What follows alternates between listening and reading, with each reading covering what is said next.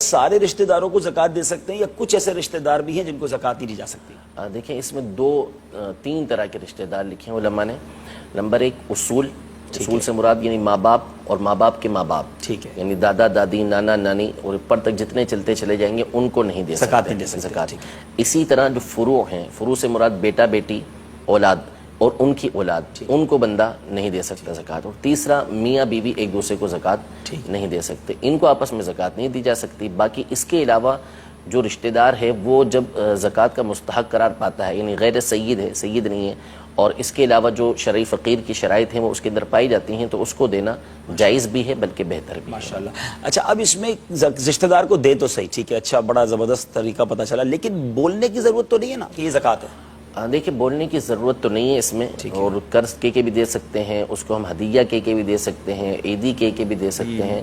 لیکن اصل میں دور ایسا ہے کہ اس میں تھوڑا سا غور و فکر کرنا ضروری ہے بندے کو کہ جس کو دے رہا ہے. ہمارے یہاں اصل میں جیسے امیر علیہ سنت نے بڑی پیاری بات ارشاد فرمائی، اس رشتہ دار کو دینا تو اولا ہی ہے، اور رشتہ دار میں عمومی طور پر پتہ بھی چل جاتا ہے کہ کون کیسا ہے. لیکن امیر علیہ سنت نے ایک بات بہت پیاری ارشاد فرمائی کہ اگر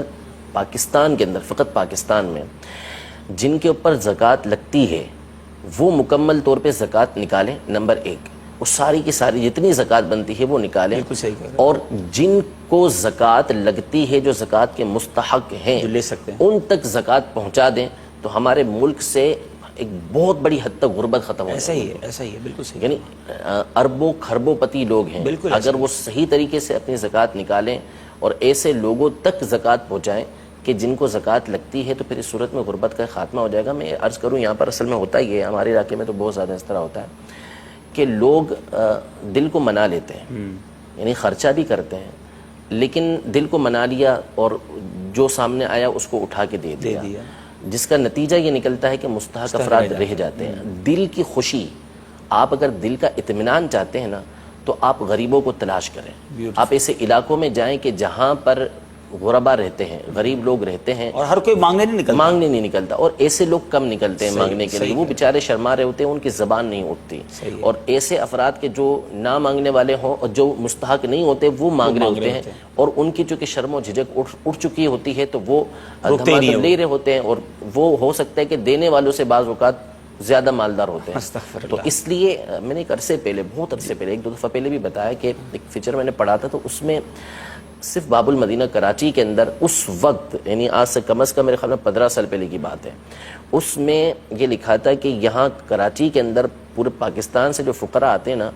وہ 6 ارب روپیہ کماتے ہیں، اور ان کے پورے اڈے ہیں فلاں جگہ پہ، وہ باقاعدہ بزنس ہے اس کے اندر، بڑی بڑے لوگ اس کے اندر شامل ہوتے ہیں. اب اس کی وجہ سے ہوتا ہے کہ مستحق رہ جاتے ہیں. تو ہمیں جو دینے والے ہیں ان کو چاہیے کہ اس بات کی تحقیق کیا کریں، ایسے غریب علاقوں میں جائیں، یقین کریں اس طرح جب آپ کریں گے نا تو پھر جو آپ کے دل کو خوشی حاصل ہوگی اور اطمینان حاصل ہوگا، آپ کو مزہ آئے گا اس طرح. ماشاءاللہ بڑی پیاری رہنمائی ملی ہے. اللہ کرے کہ یہ ہم اچھے انداز سے اپنی اس ذمہ داری کو پورا بھی کریں، اور یہ جو لوگ اس طرح کرتے ہیں اللہ کرے کہ وہ بھی توبہ کریں کہ ان کی وجہ سے ایک تو جو دے رہے ہیں ان کا صدقہ بھی پتہ نہیں کس جگہ لگ رہا ہے، اور دوسرا جو مستحق ہے بیچارے وہ پریشان ہو جاتے ہیں، ان تک نہیں پہنچ پاتے.